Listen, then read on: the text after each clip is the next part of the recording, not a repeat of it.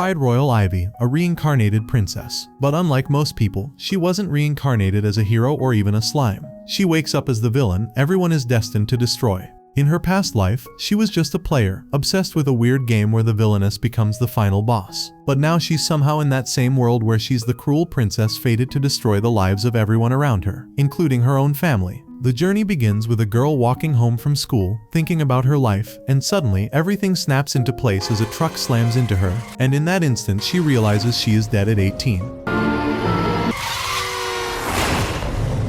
Before she can even process it, she wakes up somewhere completely different. Reborn as a spoiled brat, the daughter of the Queen of Frisia, surrounded by a crowd of confused faces. As her mind clears, she remembers she is no longer just a young lad, but the final boss princess from a game she once obsessed over, the one feared and avoided by everyone. And for the first time she wonders what in the mess just happened to her. Her father approaches while she processes everything, checking if she is alright, and Pride reassures him that she is fine, yet he mentions that the doctor finds nothing wrong while admitting her mother is anxious. This makes Pride reflect on the time she has never spent with her mother due to royal duties, and her thoughts naturally drift to a younger sister, recalling how the game hints at a second princess somewhere in the kingdom. Her father questions how she knows so much, speculating that she might have inherited the family's precognition skill, the same ability her mother possesses. But Pride quickly clarifies that it is not real. She only remembers the game, and nothing more. Lying in bed, she begins to study this new world with careful attention, noticing how everyone is born with unique abilities, and she realizes that her own powers are already strong enough to eventually claim the throne. Suddenly, urgency strikes, and she rushes to her maid to ask about her father, learning that he is about to leave, which pushes her to sprint to the window, where she spots a broken carriage wheel and instinctively leans out to prevent a disaster.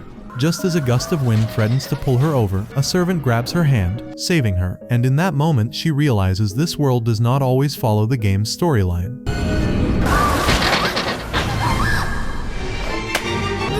And anything can happen without warning. Her terrified maid keeps apologizing while Pride reflects on her past self. Ruthless and punishing, leaving others in pain and even causing death. And guilt presses down as she silently apologizes for what she has done.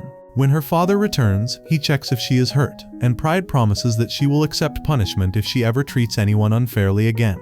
As she drifts into sleep, her thoughts return to the harsh realities of her previous life, the cruelty she witnessed, and the power she wielded. And in her dreams, a mysterious girl speaks to a boy, calling him foolish, and the boy snaps back with sharp, dangerous anger, hinting that Pride's new life is only the beginning, and this world demands far more from her than she has ever imagined. Pride wakes up, troubled by the dream, and begins her morning routine, guided by her maid. As she walks through the palace, she notices that certain events do not match the game she remembers, like her mother's absence or her father's supposed death.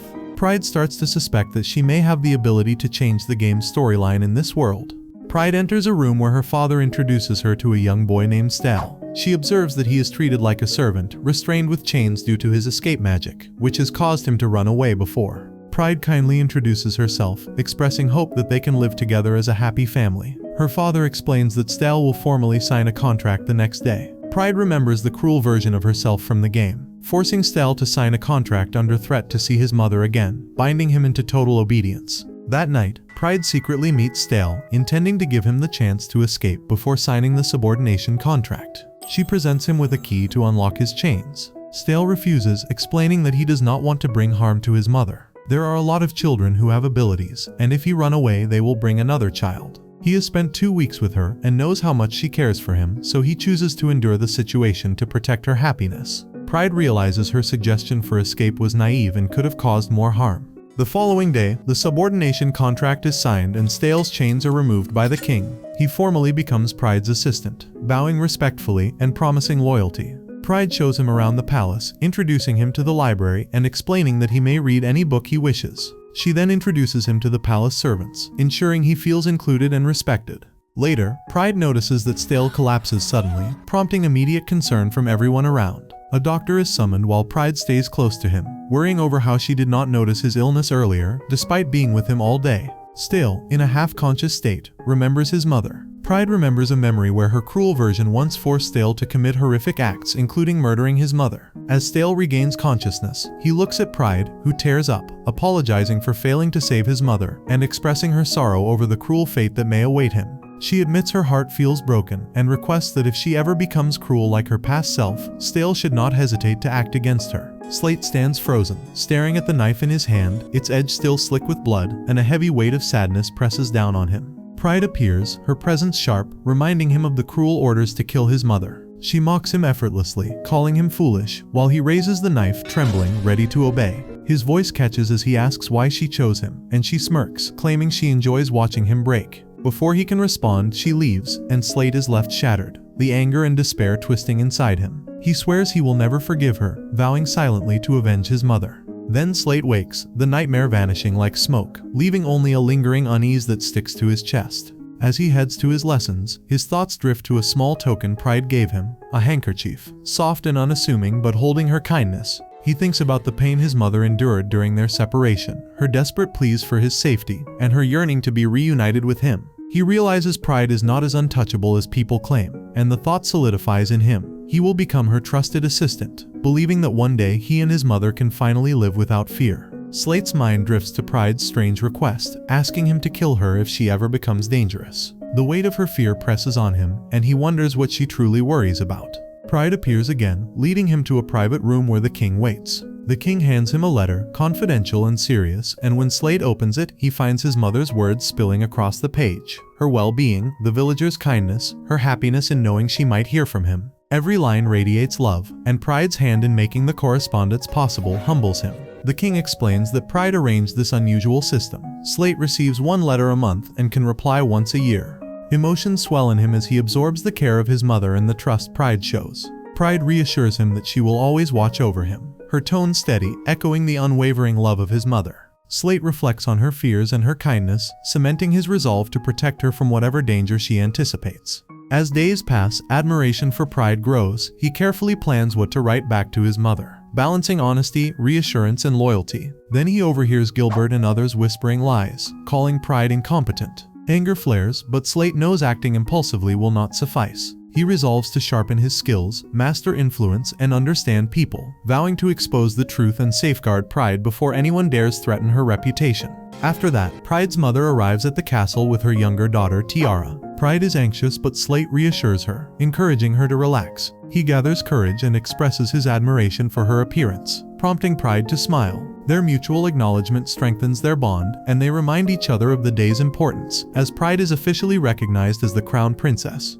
During the gathering, Pride expresses joy at finally seeing her mother, and Slate respectfully introduces himself, committing to serve as her assistant. Everyone is present to celebrate, and the arrival of Tiara, Pride's younger sister, draws immediate attention. Tiara receives admiration for her beauty and grace, praised as the kingdom's hope. Pride feels jealous but acknowledges her sister's charm. Despite this, Pride decides not to burden Tiara, and she resolves to support her family. The king formally introduces Tiara to Pride, and both sisters exchange polite and heartfelt greetings. Pride is genuinely touched, feeling that Tiara is as beautiful and angelic as people described her. Slate also introduces himself to Tiara, presenting himself as a supportive figure alongside Pride. During the celebration, the guest cheers as Pride promises to bring happiness and safety to everyone. The queen expresses pride in her daughter, encouraging her to embrace her responsibilities and prove herself worthy. She formally announces Pride as the next crown princess, and the guests erupt in celebration. Meanwhile, Gilbert raises objections, suggesting Tiara might have deserved the title. Slate confronts him, questioning the remarks, but Gilbert quickly changes the subject and apologizes to them. Meanwhile, Pride feels a mixture of pride and unease, sensing the weight of her new responsibilities. Later, Pride observes Slate and reflects on how much he has changed, noticing similarities to Gilbert in his expressions and smile. Slate, initially hurt by the remark, learns that it is a reflection of his sincere emotions and determination to grow. Pride reassures him and encourages him to continue improving. The queen remarks on Pride's transformation, remarking that her daughter has matured and gained new abilities, inspiring confidence that the future may unfold differently than expected. The king agrees, expressing relief that Pride is developing into a capable and wise leader. Meanwhile, the captain of the knights greets Pride as the future queen. Pride recognizes him from her past memories. He plans to set up a meeting with his son. Meanwhile, the king and queen watches Pride from afar, believing she will be a great queen. Pride watches from the sidelines as Slate spars with Carl, every strike and parry under careful scrutiny. Nearby, Tiara's eyes track every movement, her attention sharp, clearly invested in Slate's progress. Mid-session, Pride casually confirms that she and Slate could marry in the future, and the thought hits him like a punch to the chest. His focus shatters instantly, leaving Carl to take full advantage and defeat him without mercy. Afterward, Tiara steps in, her hands gentle as she tends to Slate, concern and care laced into every motion. Pride notices the quiet tension, the subtle care, and begins to see the slow unspoken bond forming between them over time. 3 years have passed since everything changed, and Pride can't help but reflect on how drastically lives have shifted. Slate has avoided needless suffering, Tiara never faced isolation, and the future veers far from the path it once seemed destined to follow. Later, Pride steps onto the sparring floor with Carl herself and effortlessly overwhelms him. Slate's jaw drops, disbelief written across his face as he struggles to comprehend her speed, precision, and her uncanny ability to memorize and mimic techniques on the fly.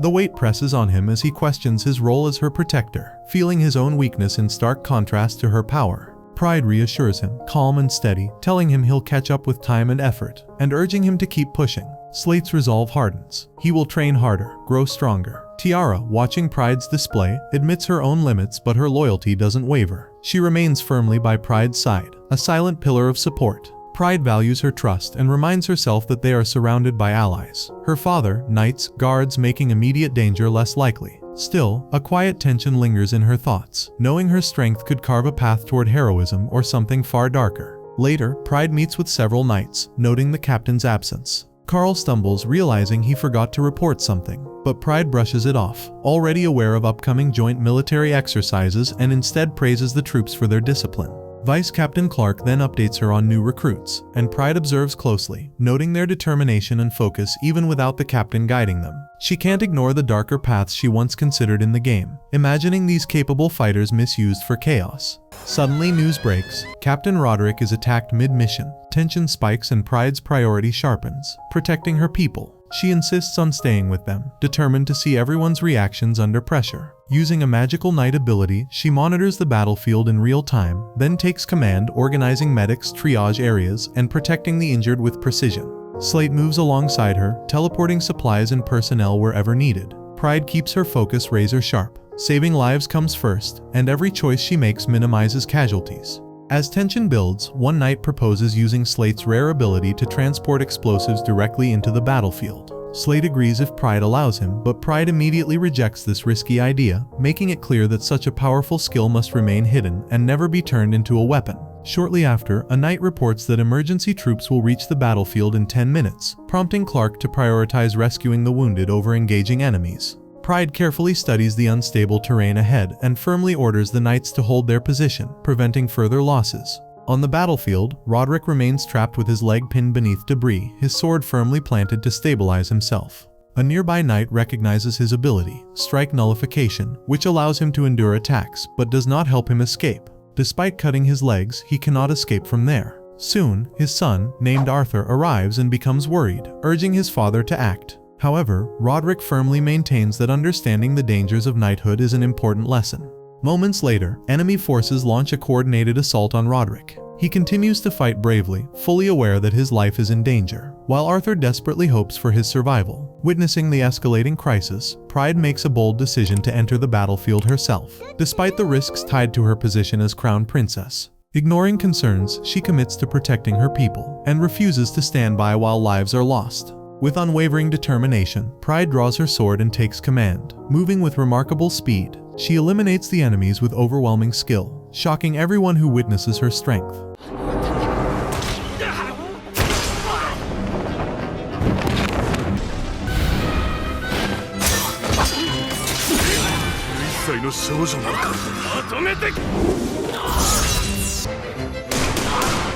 As the cliff suddenly begins to collapse, Pride reacts instantly, grabbing a nearby man who had been observing. She quietly instructs him, guiding him to use his magical ability to handle the situation and prevent further disaster, ensuring the survival of everyone present. In a flashback, Arthur watches the lifeless body of his father, Roderick, overwhelmed by grief and unable to process the loss. Nearby, Pride reacts in a critical manner, judging Roderick's death as reckless rather than heroic. She views his sacrifice as unnecessary and questions whether his actions truly hold meaning. Clark counters this perspective by emphasizing that Roderick gave his life to protect newly recruited knights, highlighting the value of his final act. However, Pride remains unconvinced, pointing out that those recruits also lost their lives, which leads her to question the true purpose behind such sacrifice. Hearing this, Arthur begins to think deeply, realizing that Pride seems to have known this outcome in advance. Even though he is not yet a knight, he resolves to train relentlessly and become as strong and brave as his father. At the same time, he develops a strong desire to confront Pride one day, holding on to his emotions as motivation. Back to the present, everyone watches a magical screen showing Pride and Roderick trapped under derbies. Against all expectations, both of them emerge safely, bringing relief and celebration among the knights who had feared the worst. Pride immediately takes control of the situation and orders the arrest of a mysterious man with a special ability. When questions arise about her identity, Roderick formally introduces her as the crown princess, shocking everyone present. Meanwhile, Slate stands quietly, burdened by a sense of failure as he reflects on his inability to protect Pride during the crisis. Roderick then directs the knights to regroup and move toward the castle, prioritizing safety. He personally takes responsibility for Pride and holds her in his arms. During this moment, Pride becomes aware that her clothes are torn, prompting her to insist on being set down to avoid embarrassment in front of the knights. Once he lowers her, the tension eases slightly as the soldiers react with light amusement. Pride quickly regains composure, reminding everyone of her royal status, while Roderick offers her his coat before returning. Back in the castle, Pride requests that her involvement in the battle remain confidential to avoid unnecessary attention.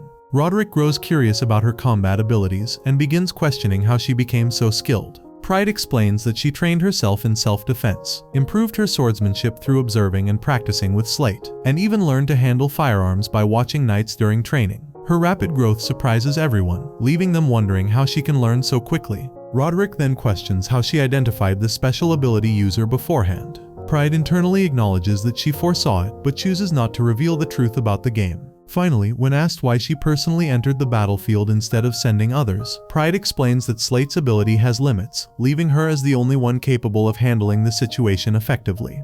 Back at the castle, Roderick reacts with visible frustration toward Pride. He argues that she should have coordinated properly with the knights, as her actions placed her in serious danger. Clark attempts to calm the situation, but Pride firmly defends her decision. She maintains that her intervention prevented even greater loss of life, and explains that she acted because there was no other choice available in that critical moment. Roderick reminds her of the core duty of knights, which is to protect the crown princess at all costs. From his perspective, her independent actions disrupted their responsibilities and created unnecessary tension among the troops. Pride challenges this viewpoint by questioning how the knights define the value of life. She highlights how many people depend on them and stresses that as crown princess, she also carries the responsibility to protect her people. She expresses her determination to safeguard everyone and offers a sincere acknowledgement of any mistakes she may have made while fulfilling that duty. As the tension settles, Clark respectfully steps forward and requests permission to share his thoughts. After receiving approval, he expresses deep gratitude for Pride's leadership, recognizing that her quick decisions and clear guidance allowed them to use Slate's ability effectively. His words highlight that many lives were saved because of her actions. The soldiers follow this moment by bowing towards Slate, showing respect and appreciation for his contribution during the crisis. Among them, Arthur steps forward with renewed determination. Witnessing his father's near-death experience has deeply changed him, and he now commits himself to becoming a knight. He resolves to train harder, strengthen his abilities, and grow into someone capable of protecting others with courage and leadership.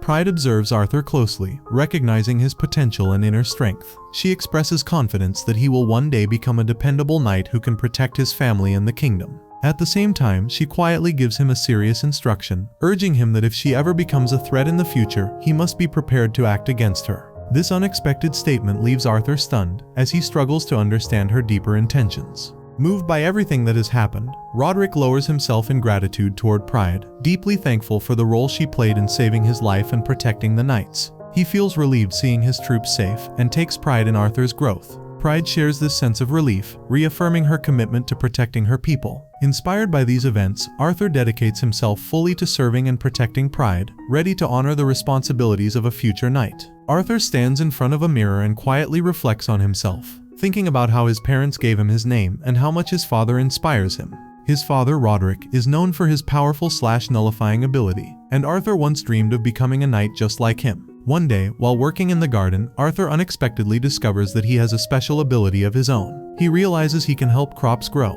and this fills him with joy. His parents feel proud and happy for him, seeing his potential in a different light. However, some people criticize his ability, calling it useless and shameful, which deeply affects him.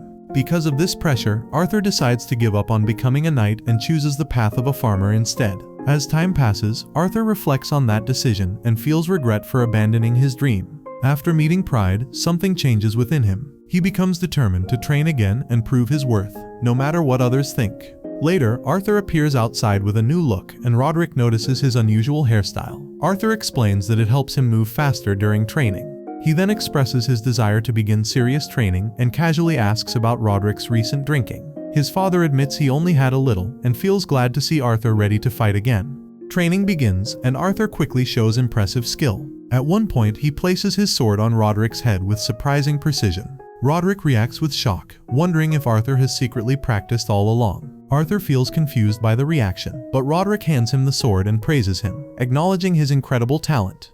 As Roderick prepares to leave for the castle, he accidentally forgets his sword. In a flashback, Arthur remembers his father's death and feels overwhelmed with guilt, believing it could have been prevented. He thinks Roderick's sacrifice should not have been meaningless. Tiara attempts to comfort him, but Arthur pulls away, not wanting anyone connected to Pride near him. Back in the present, Pride reflects deeply on everything that has happened with Arthur. Slate notices her and asks what is troubling her. She admits she has been thinking about Arthur and feels happy knowing her words have inspired someone. Slate responds, expressing admiration for her actions. Tiara also shares her pride, strengthening the emotional bond between them. As Pride and the soldiers enter the castle, Clark notices their arrival and wonders about their purpose. Pride explains that she wants to meet Roderick. Clark instructs the soldiers to inform him, but the situation quickly becomes overwhelming as many soldiers gather, eager to approach Pride. Shortly after, Roderick comes and apologizes for the delay. Pride notices he is injured, and Clark explains that despite needing rest, Roderick insisted on training Arthur earlier that morning.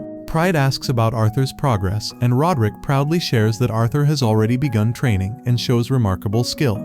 At that moment, Arthur comes to return the forgotten sword. He expresses frustration over Roderick discussing his training publicly, but still hands over the weapon. Arthur suddenly notices Pride standing nearby. Her presence catches him off guard, and although she greets him warmly, yet at the same time he feels the urge to leave immediately. The situation becomes slightly tense, but Clark steps in and encourages Arthur to remain a little longer and spend some time with Pride. As the atmosphere settles, Slate approaches Arthur with a friendly attitude. He expresses his interest in training together and explains that he needs a reliable partner for his sessions. According to him, if they train side by side, both of them can improve and grow stronger. Arthur listens carefully, and after a brief pause, he accepts the offer. The two of them seal their agreement with a handshake. Meanwhile, Tiara quietly walks toward Pride and hands her a coat. Pride gives it to Roderick as a token of gratitude for everything he has done. Back at the training ground, Slate continues guiding Arthur with patience. He reassures him that there is no need to worry about weapons or feel nervous, emphasizing that he is free to train at his own pace. Arthur begins to feel more comfortable, yet he also grows curious about Slate's unusually polite behavior. He questions why Slate treats him with such care. In response, Slate explains that respect should be mutual, and as long as Arthur remains cooperative, their interaction will stay friendly. Without warning, Slate lightly attacks Arthur during practice, testing his reflexes. The sudden move surprises Arthur, but it also pushes him to react quickly. During this exchange, Slate becomes curious about Arthur's experience and learns that he has only started sword training that very morning. Despite this, Arthur's natural talent becomes evident. Slate feels impressed and encourages him even more, believing that consistent practice will quickly sharpen his abilities. As their session continues, Slate brings up the upcoming major exam, which every aspiring knight must face. Arthur immediately feels overwhelmed and hesitant, pointing out that he has only just begun learning the basics. However, Slate remains confident in him and insists that he will manage, encouraging him to aim toward becoming a knight as soon as possible. Arthur then begins to question Slate's true motivation. He wonders why Slate is pushing him so strongly toward this path. In response, Slate reveals his deeper reason. He explains that he wants Arthur to understand the true strength of his elder sister, Pride, especially how she performs on the battlefield. He shares that although he has witnessed her power himself, he wants her to continue fighting like that in the future, and for that she will need strong allies. This is why he believes Arthur should stand beside her. Hearing this, Arthur recalls a chilling memory of Pride's words about being stopped if she ever becomes a threat. At the same time, Slate continues explaining his own determination to protect her. He reveals that he has been training hard, learning multiple skills alongside his short sword techniques, all with the goal of becoming strong enough to guard her life. Arthur then questions why Slate is willing to do so much, both for him and for Pride. Slate responds with honesty, expressing deep gratitude for everything Pride has done for him in the past. Although he cannot fully explain it, his loyalty and respect toward her are clear. Even though Arthur still feels uncertain, Slate reassures him that trust will come with time and invites him to ask anything freely. From the depth of his heart, he seeks confirmation that Arthur truly wants to protect Pride. Arthur affirms this sincerely, expressing his genuine intention to stand by her side. Before continuing, Arthur casually points out that Slate's serious and intimidating expression might scare others. He suggests that adjusting it could make interactions easier. Slate feels slightly embarrassed and apologizes, admitting it is his first time handling such situations. Arthur then reflects on his own upbringing, mentioning how different his parents are, and how he is still learning everything step by step. Inside the quiet library, Pride spends her time reading Kingdom law books. She reflects that the content feels somewhat familiar because she has studied similar knowledge before in the game. However, she realizes that simple familiarity is not enough, so she continues reading carefully to understand every detail. Her goal is to master these strategies completely, because in the past she had used such knowledge in harmful ways that caused trouble for many people. This time she firmly decides not to repeat those mistakes and wants to use her intelligence responsibly. Not far from her, Tiara sits peacefully with a different kind of book in her hands. Instead of a strategy, Tiara reads about decorating with flowers, enjoying the gentle and creative theme. Pride notices the book and finds it adorable, quietly appreciating its soft and heartwarming nature. She reflects on bringing Tiara into the library, and stories filled with love, happiness, and warm endings now feel comforting to her. Curious, Pride asks Tiara about her favorite prince from the story. Tiara happily points to an illustration, describing how the prince reminds her of a Slate. At that moment, Slate gently places his hand on Tiara's head, showing a protective and caring side of himself. When Tiara further compares the heroine in the story to Pride, Slate becomes awkward. His sudden change in behavior does not go unnoticed, and Pride quickly understands the reason behind his embarrassment. Later on, both sisters are called by their mother, the Queen. They arrive promptly, and although the Queen apologizes for summoning them so suddenly, Pride responds with politeness and readiness to listen. The atmosphere soon becomes serious as the Queen brings up an important matter related to a recent incident involving knights. Gilbert steps forward and explains the situation in detail. The man who has been captured is connected to the disappearance of knights from a neighboring country. These knights belong to the allied Anemone Kingdom, and the incident has already created tension between the two nations. According to the information gathered, the captured man was hired by an opposing faction that seeks to weaken the alliance. The enemy group had taken the Anemone Knights captive, extracted information from them, and later used that knowledge to plan an ambush near a cliff. Despite this, the man claims he does not know the identity of the person who originally hired him. The Queen then shifts her focus to Pride, revealing that she is aware of Pride's studies in law and decision-making. She presents this situation as an opportunity for Pride to prove her capability. Pride thinks the captured man named Val possesses an earthen wall ability and was previously involved in an incident that directly affected Tiara's safety. Fortunately, he was caught in time, which helped prevent further harm and even played a role in saving Roderick's life. Gilbert further explains that the missing Anemone Knights are most likely still alive. However, their location remains unknown, and without Val's guidance, it would be nearly impossible to find them. The Queen entrusts Pride with the responsibility of deciding Val's fate. Pride understands that this moment is more than just a judgment. It is a test of her future role as Queen. She considers the situation weighing both justice and practicality. On one hand, Val's actions have shaken the alliance, and a harsh punishment like execution would seem justified. On the other hand, he holds valuable information that could save the captured knights. After thinking deeply, Pride chooses a balanced path.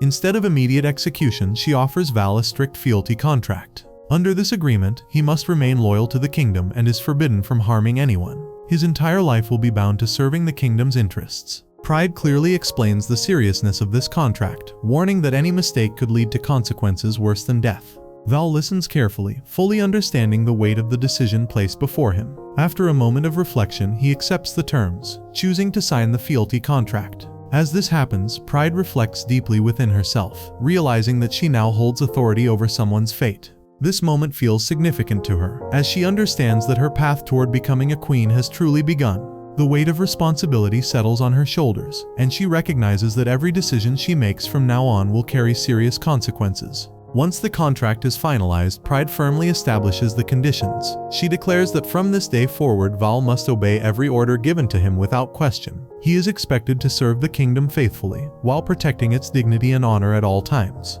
Soon after, Slate arrives and informs Pride that the soldiers connected to the captured knights from the Anemone Kingdom have safely returned. He mentions that if Pride intends to interact further with Val, he wishes to remain by her side. Later, Pride meets Val again to speak with him directly. Val harshly labels her as a monster, reflecting his fear and confusion about her authority. Despite this, Pride remains unbothered and clarifies that his life will eventually be spared, but before that, she needs clarity about his actions and thoughts. When Val admits that he never fully considered his life plan, Pride decides to take control of the situation. She gives him 2 clear orders. First, he must serve the kingdom during times of emergency and use his special ability to protect her younger sister Tiara. Second, she allows Val a degree of freedom, telling him that if he ever feels the need for guidance or support, he should return to her. At that moment, Tiara expresses her concern, quietly wondering if she has become a burden to Pride. Pride reassures her with firm sincerity, making it clear that she does not see her that way at all. Tiara continues to worry about Pride's future as queen, fearing for her sister's safety more than her own because she feels weak.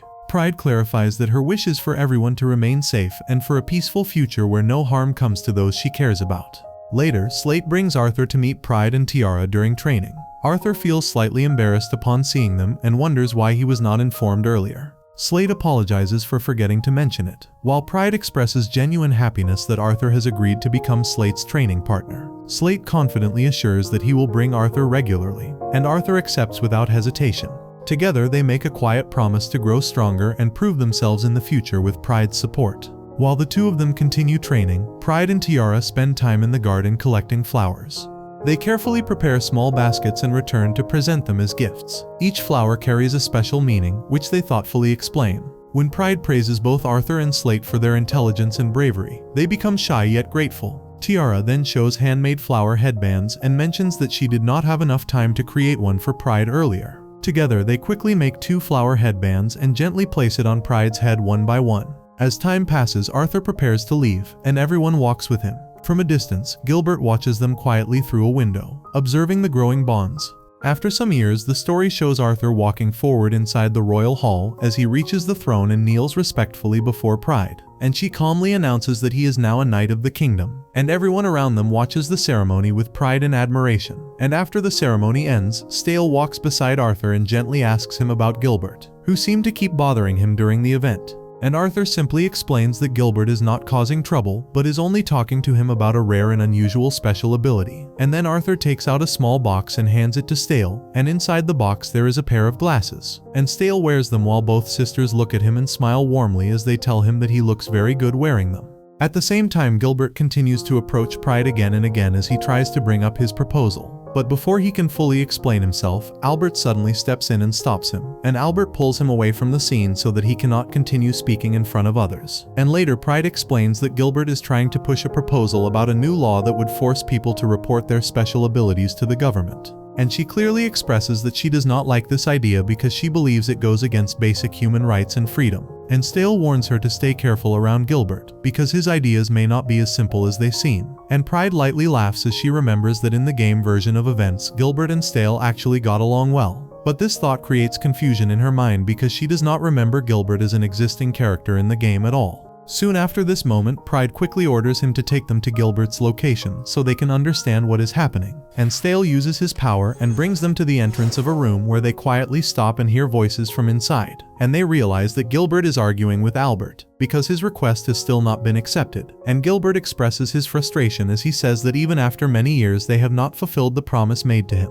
And Albert tries to remain calm as he tells Gilbert that he understands his pain. But Gilbert becomes emotional and angry as he says that Albert can never truly understand his situation because the woman he loves named Maria is slowly dying, and he desperately needs someone with a special ability that can cure her illness. At this point, the story briefly shifts into a memory from the original game timeline where Gilbert stands before Pride and questions what she has done to him, and she coldly explains that he is now trapped in the body of an old man because he asked her to create a law that would give her full control over all rare special abilities in the world. And it becomes clear that Gilbert agreed to this terrible condition because he believed that the law would help save Maria's life. But instead, everything went wrong. The story then returns to the present moment where Pride finally understands who Gilbert truly is, and the truth of his past begins to unfold as it shows that Maria suffers from an incurable illness, and in desperation Gilbert once turned to Pride's original character for help. and she agreed to assist him only if he worked for her for 5 years. And he accepted this condition without hesitation because Maria's life mattered more than anything to him.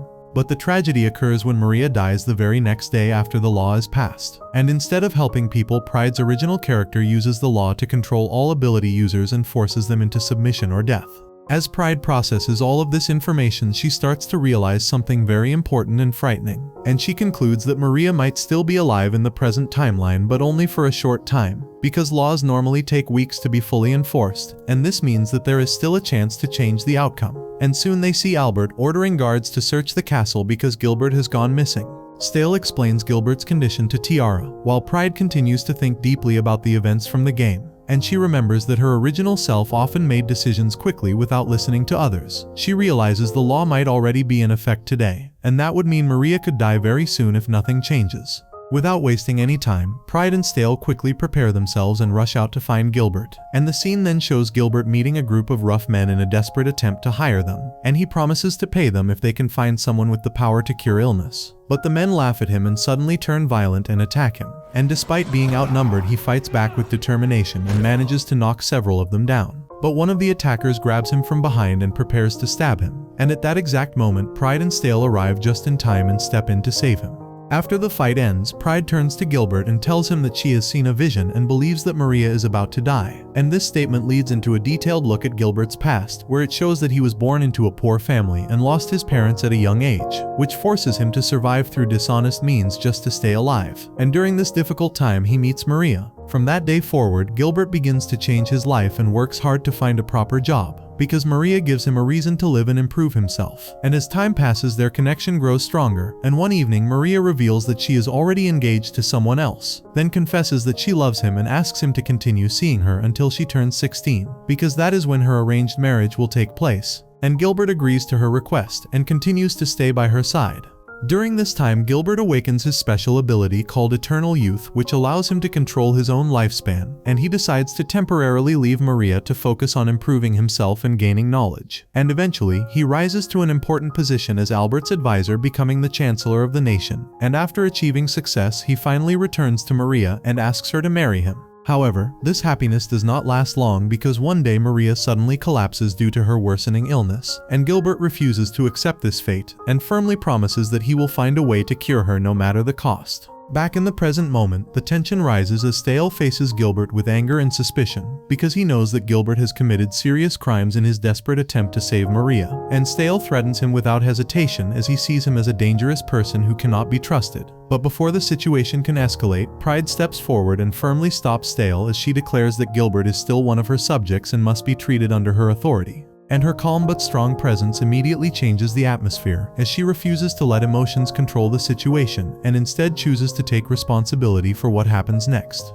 Pride and Stale then return to the palace while Gilbert follows them with desperation in his heart. And as they arrive, he calls out to Pride with urgency and begs her to help him save Maria. Pride makes a quick decision and agrees to act. And without delay, Stale takes both Pride and Arthur directly to Maria's location, where her condition has already reached a critical stage and she lies on the edge of death.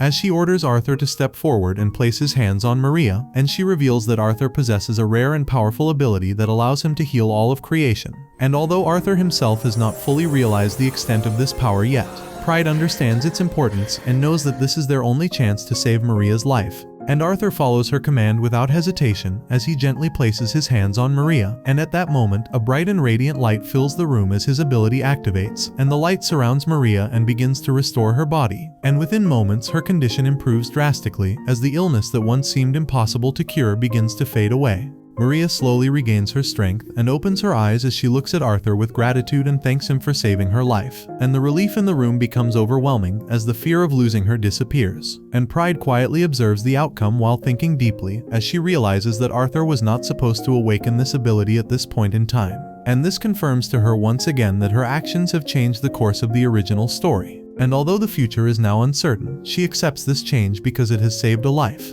After the situation calms down, Pride turns her attention to Stale and thanks him for helping her, and she questions why his body has changed so suddenly. And this time, Stale explains that Gilbert used his own ability to temporarily transform him into a grown man so that he could move faster and act more efficiently. Gilbert then steps forward and bows deeply before Pride, as he expresses his sincere gratitude for everything she has done, and his voice carries both relief and guilt, as he openly admits that he has committed many unforgivable acts during his attempt to save Maria, and he accepts full responsibility for his actions and declares that he is ready to face any punishment. Pride listens to him carefully and acknowledges that his actions cannot simply be forgiven, but instead of immediately punishing him, she chooses a different path. She gives Gilbert a final command as she orders him to make a solemn oath that he will dedicate his life to serving the people and continue working as the Chancellor of the country until the end of his life. Hearing her words, Gilbert begins to cry as the weight of his emotions finally overwhelms him, and Pride recalls that in the original story Gilbert had once promised Tiara that he would protect the people, and now she sees that this path can still be fulfilled in a different way, and Gilbert accepts her command and makes the oath with sincerity. Afterward, Arthur reveals to Stale he wants to continue serving as a knight, because it is the path he has chosen, and he does not wish to abandon it. As the conversation continues, Stale begins to express his frustration, as he says that Pride has been too lenient with Gilbert, and allowed him to escape punishment too easily, and he openly admits that he dislikes Gilbert deeply, and believes that he does not deserve his position. He reflects on the situation and begins to feel that he has failed to properly protect Pride from someone he sees as a threat. Arthur notices this and gently reassures Stale as he tells him that he is doing a good job and that he should not doubt himself so much. Later, during a royal banquet, the atmosphere becomes more formal and lively as nobles gather to celebrate. Gilbert steps forward and makes an important announcement in front of everyone, as he declares that he will be marrying Maria. Next day, at the arena, the knights gather for an intense competition where they fight to earn the position of Imperial Guard, and every participant shows their strength and determination as they battle one another with full effort. And Arthur stands out among them as he defeats every opponent with overwhelming skill and confidence, and he clears the arena without struggle, which allows him to win the title and prove himself as one of the strongest knights present. After the event ends, Pride rides in a carriage with the others. The carriage suddenly comes to a stop, and when Pride looks outside, she sees a man standing directly in their path, and as she focuses on him, she quickly realizes that it is Val, and without hesitation she rushes out of the carriage and moves toward him to check on his condition. And his sudden appearance creates concern as it is clear that something is wrong. Later that day, Val regains consciousness inside the castle, where he has been brought for safety, and Pride stands before him and calmly explains that he has been carried there after collapsing, and as he begins to wake up, he instinctively tries to act disrespectfully toward her. But the contract that binds him prevents him from doing so, and the force of the contract compels him to fall to his knees. He then reveals that he wants her to help two children named Kemet and Sefik. Val explains that the children have been taken by human traffickers, and this revelation immediately makes the situation serious and urgent, and Pride understands that Val himself cannot save them because the contract prevents him from using violence, and without that ability, he is powerless against such criminals, and instead of letting him act recklessly, she places him under house arrest to keep him under control, and Val reacts angrily and calls her a monster for restricting him. But Pride remains firm and explains that human trafficking is illegal, and it is her duty as a ruler to protect those in danger, and she promises that she will help rescue the children properly. After some time, Pride and the others visit Val in his room, and they discover that he has made a complete mess of the place. He suddenly grabs the knife and throws it directly toward Pride, which shocks everyone in the room and causes immediate panic. But the situation quickly becomes clear when they see that he was actually aiming at a spider and not at her. Val insists that he does not need their help, and he tries to act as if the children are not important to him. And he claims that they only help him live comfortably, which suggests that he sees them as tools rather than people. Pride speculates that he might be using the children for his own benefit, but Val becomes irritated and tells them to leave him alone, as he does not want to continue the conversation. Pride then asks the others to take care of Tiara while she remains in the room for a little longer, and she reassures them that she will be fine because she is Val's master and has control over the situation. Pride then turns her attention back to Val and calmly tells him that they will move in the morning to rescue the children, but he continues to reject her help and insists that he does not need anyone. And instead of arguing with him, she begins to ask him more about the children in order to understand the situation better. And Val slowly reveals that the children have been following him wherever he goes because they believe that he can protect them. He explains that both children are users of special abilities, and he describes Kemet as someone who does not have a clear purpose of his own and simply follows others for direction, while Sefik takes care of him like an older sister even though they are not related by blood. And he mentions that Sefik has the ability to blast people away using water, which makes her strong in dangerous situations. But he admits that he does not fully understand what kind of ability Kemet possesses. And as he speaks, it becomes clear that he knows more about them than he wants to admit.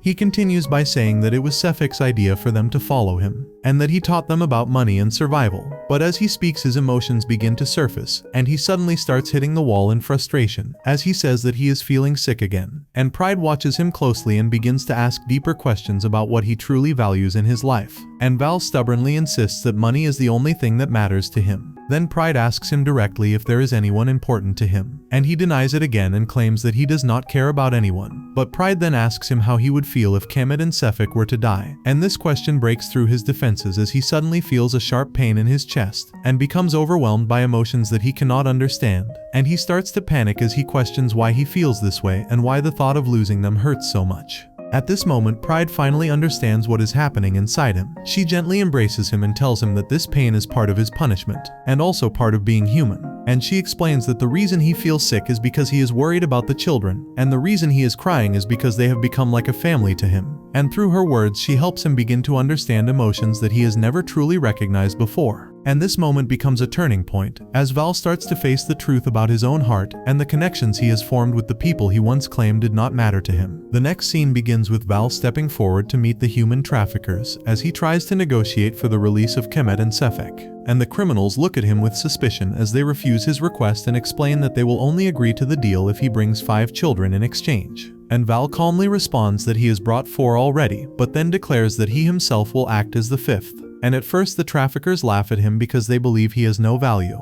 But Val then demonstrates his special ability, which immediately changes their attitude and makes them take him seriously. And even after this, he demands that they release Kemet and Sefek. But instead of honoring the deal, the traffickers betray him as they restrain him and declare that they will never give up their merchandise. And Val is captured along with the children, and they are all thrown into a carriage as prisoners. As the carriage moves forward, a hidden truth is revealed. Because the 4 children traveling with Val are not ordinary victims, but are actually Pride and her companions in disguise. And before meeting the traffickers, they carefully created a plan to infiltrate the enemy base from the inside, so that the knights could later attack and eliminate the criminals. After all the captives are secured, Gilbert uses his ability to transform their appearances into children, so they can move unnoticed. And they take on new identities and successfully enter the enemy base without raising suspicion. Once inside the base, the situation begins to unfold quickly, as Stale quietly removes his restraints, and the guards immediately notice that something is wrong, and they rush toward him in an attempt to control him. But the moment they grab him, he uses his teleportation ability and sends them away to a secure location where the knights are waiting, and those guards are then captured and interrogated, as the knights demand information about the traffickers' operations and the location of their headquarters. And at the same time, Stale returns to free the others who are still inside the carriage, and it becomes clear that the traffickers have separated the children into 2 groups, with those who possess special abilities being kept apart from ordinary children.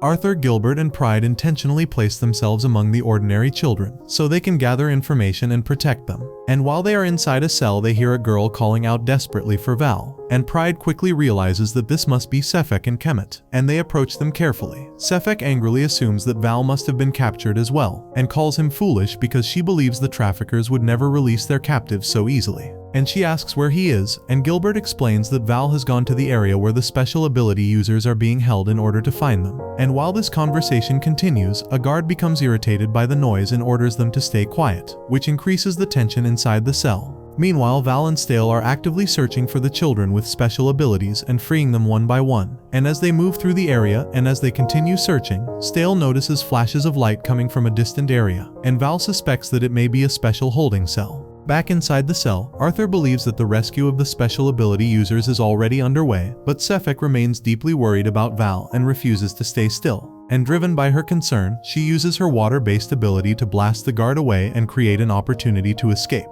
And at the same time, Stale enters the special cell, where he finds a boy lying weakly on the ground, and he removes the restraints and helps the boy regain consciousness. And the boy introduces himself as Powell, and Stale gently tells him that he is free and can now return home. But just as he prepares to teleport him away, something unexpected happens, as lightning suddenly erupts from Powell's body, and he reveals that he does not want to go home because his uncontrollable power only brings harm and suffering to those around him. Stale quickly understands that Powell's ability is unstable and dangerous, but instead of stepping back, he moves closer and manages to calm him down, and then Stale teleports him to safety. But the damage he has taken from the lightning is severe, and as he tries to continue, he collapses due to his injuries. At the same time, the knights arrive at the base and begin their assault. Elsewhere, Val and the injured Stale are captured by the traffickers, who prepare to interrogate them.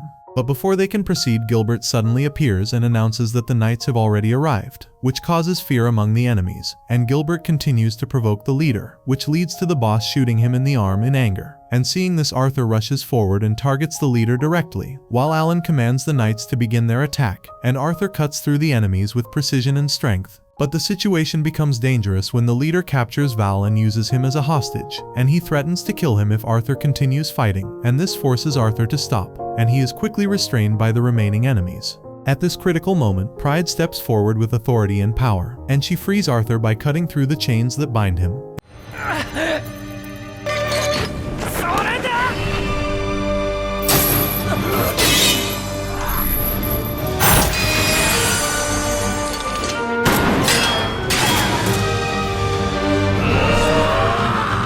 And when the enemy leader attempts to attack her, she responds effortlessly by breaking his weapon and overwhelming him with her strength. And he tries to shoot her, but she calmly slices through the bullets without hesitation. And then she throws her sword to Alan and allows him to deliver the final blow, which brings the battle to what seems like a successful conclusion. However, just as the situation appears to be resolved, a sudden and unexpected event occurs as a loud explosion echoes through the area. Chaos spreads across the area as explosions shake the ground, and everyone begins running toward the exit in order to escape from the collapsing cave. And while they try to evacuate quickly, a report reaches them that Kemet and Sefik are still inside, which creates urgency and fear among the group. And Val immediately rushes back into the danger without hesitation, because he cannot leave the children behind. And as he searches through the unstable cave, he finds Sefik, and she quickly tells him that Kemet is still trapped deeper inside, and this pushes Val to move forward even though the cave is already breaking apart around him.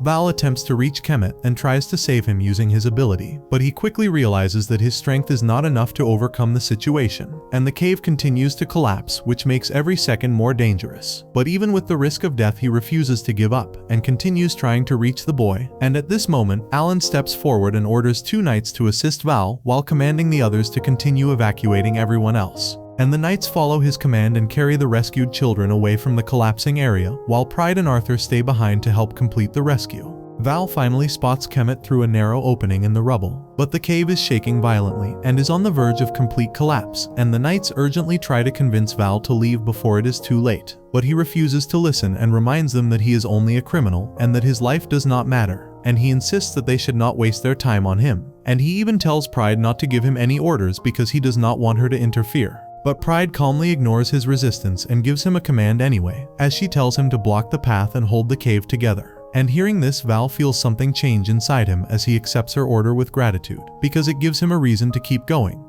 Pride and Arthur step outside the cave to manage the situation, while Val continues his efforts inside. And outside, Sefik runs toward them in panic and asks about Val and Kemet. And Arthur explains that they are still inside, which makes her desperate to return, and she tries to rush back into the cave. But the knights stop her for her own safety, and in her desperation she uses her water ability to push them away, which shows how strong her emotions are. And as this happens, Gilbert begins to think carefully about the situation, and starts forming a theory based on what he has observed. Inside the cave, Pride suddenly returns to Val and surprises him because he believes she had already left. And she gives him a new command as she tells him to remove the wall blocking Kemet. And Val questions why she has come back and what she expects him to do because he knows he does not have enough strength to pull Kemet out. But Pride does not hesitate and tells him to grab Kemet's hand. And even though he doubts himself, he reaches through the opening and manages to hold Kemet's hand. And at that exact moment, Pride gives him another order and tells him to control the entire cave itself. Val believes that such a thing is impossible for him, but as he holds Kemet's hand, he suddenly feels a powerful surge of energy flowing through him, and his ability expands beyond anything he has ever experienced before. And the cave begins to respond to his will as the collapsing rubble stops and the entire structure reshapes itself under his control, and the destruction around him disappears as the cave stabilizes and opens a clear path. And Val is shocked by what he has done, but he focuses on saving Kemet and finally pulls him free, and the two reunite safely. At the same time, outside, Gilbert explains his theory as he realizes that Kemet's special ability is likely the power to amplify the abilities of others. And he recalls how strong Sefik's attacks were when she was close to Kemet, and how much weaker they became when they were separated. And this realization explains how Val was suddenly able to control the entire cave. And even Val himself finds this hard to believe. But he continues using this newfound power as he shapes the cave and creates a moving platform that carries them safely out of the collapsing area. As they emerge from the cave, Sefik runs toward Kemet with overwhelming relief and happiness as she sees that he is safe, and for a brief moment it seems like everything has finally ended. But the danger has not disappeared, because high above them an unseen enemy watches from an invisible airship, and this mysterious man begins dropping bombs from the sky which causes explosions to spread across the area once again, and throws everyone into panic. During the chaos, Sefik loses her footing and begins to fall from a cliff, and without thinking Val rushes forward and grabs her to save her life. But in doing so he loses his balance and falls instead. And as he falls he begins to reflect on his life and wonders how he has changed so much because he never imagined that he would risk his own life for someone else. And this moment leads into a memory from his past. And now as he falls he accepts his fate with a sense of peace because he believes that he has at least managed to save the children in the end. However, the story does not end there, because Pride suddenly appears and reaches out to him as she orders him to grab her hand, and her voice pulls him back from despair as she refuses to let him die. And at the same time she calls out to Stale, who immediately regains consciousness despite his injuries and teleports to their location. And with perfect timing he uses his ability to bring them all back to safety before Val can fall any further. Back on solid ground, Kemet and Sefik are overwhelmed with emotion as they believe that Val has fallen to his death. And they begin to cry as they call out for him, but their sorrow quickly turns into joy when Val suddenly appears behind them alive and safe, and the two children rush toward him with relief and happiness as they are finally reunited once again. And this moment brings warmth and closure as Val realizes that he is no longer alone, and that he has found something far more valuable than the life he once lived. The next day begins with a calm atmosphere, but there is still a sense of danger in the air as Arthur speaks seriously to Pride and warns her to stay careful, because the person responsible for the recent bombing has not been captured yet. And even though the immediate crisis has passed, there is still an unknown threat somewhere in the shadows, and Pride listens to his warning and understands that her responsibilities as a ruler are far from over. Soon after this, Val arrives together with Kemet and Sefik, and he reports that he has completed a delivery task for Pride, and she looks surprised when she hears this because such a task normally takes around 5 days to complete. But Val has managed to finish it in just 1 day, which shows his efficiency and dedication. And Stale carefully checks the letter and confirms that it is authentic, which proves that Val has truly succeeded. And Pride thanks him sincerely for his work and acknowledges his effort, and then she makes an important announcement as she declares that Val along with Kemet and Sefik will now serve as exclusive carriers for the royal family. This decision brings happiness to the children as they feel that they finally have a place where they belong, and Pride continues by explaining that she plans to establish a school within the country so that children like them can have a better future, and she promises them that if they continue to work as carriers and support the kingdom, then this goal will become a reality. And hearing this fills them with hope and motivation as they begin to imagine a life where they can learn and grow safely. And Val accepts this new path and promises to support Pride in achieving this dream as he acknowledges her as his master and commits himself to her cause. Later the scene shifts to a training ground, where Pride watches Arthur as he faces Gilbert in a sparring match, and it quickly becomes clear that Arthur is struggling because Gilbert is far more skilled and experienced, and despite Arthur's efforts, he is unable to land a proper hit. And Gilbert then calls out to Stale and invites him to join the fight. But Stale initially refuses because he still holds resentment toward Gilbert and does not trust him. And Gilbert then offers an incentive as he promises to teach them a special technique if they manage to hit him even once. And this technique is described as a way to knock an opponent unconscious without causing harm, which makes it valuable for a knight, and this offer catches Stale's interest, and he decides to join Arthur in the battle. The two of them begin attacking Gilbert together as they try to overwhelm him with coordinated strikes, but Gilbert easily avoids their attacks with precise movements and skill. And no matter how hard they try, he continues to stay one step ahead and eventually knocks both of them down without much effort. And at that moment Val arrives at the scene and looks confused as he tries to understand what is happening. And nearby Tiara is enjoying a peaceful moment as she offers cake to the children, and Sefik happily accepts and invites Val and Kemet to join her. And as Val reaches out to take Kemet's hand, he accidentally grabs Pride's hand instead, which creates an awkward moment and causes both Stale and Arthur to feel a sense of jealousy. And Val quickly realizes his mistake and walks away with Kemet while trying to act normal. And Gilbert notices that his opponents are distracted, which makes the situation even easier for him as he continues to dominate the fight. As the training continues, Tiara gently encourages Pride to cheer for the boys because she believes that hearing her support will motivate them to fight better. And Pride listens to this advice and begins to speak up as she watches them struggle. And she notices that both Arthur and Stale are getting tired and beaten down, and she calls out to them and tells them to stand up and keep going. And she speaks with sincerity as she praises Stale for being intelligent and reliable, and says that she is proud to have him as her brother. And then she turns to Arthur and praises him as a strong and admirable knight who has the potential to defeat anyone. and her words carry genuine belief and encouragement which reaches their hearts.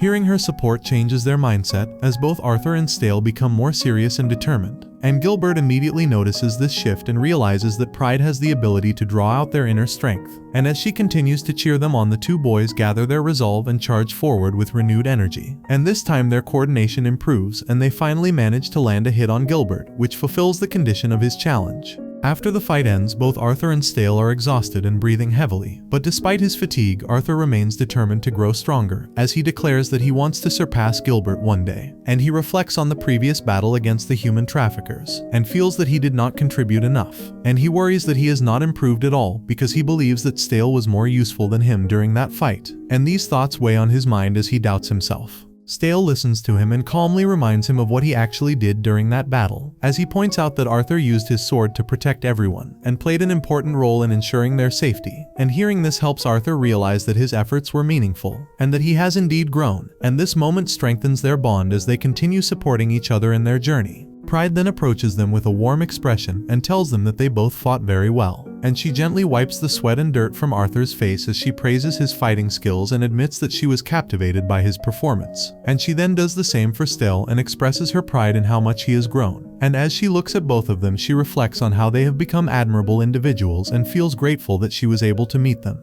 She then reminds them of their responsibility, as she tells them that they must always protect Tiara and the people of the kingdom, no matter what happens. And both Arthur and Stale respond with determination as they promise not only to protect others but also to protect Pride herself. And hearing this brings her happiness because it shows that they care deeply about her as well. As the day comes to an end, Pride reflects quietly on everything that has happened so far, and all the changes she has made compared to the original story. And she understands that even though things have improved, the future is still uncertain, and she could still become the final boss that destroys everything. And instead of fearing this possibility, she strengthens her resolve and decides to continue doing everything in her power to protect the people she cares about, and build a better future. And with this determination in her heart, the story reaches its conclusion, for now as her journey continues forward. That concludes the anime recap. As always, if you enjoyed, let me know down below, and I'm out.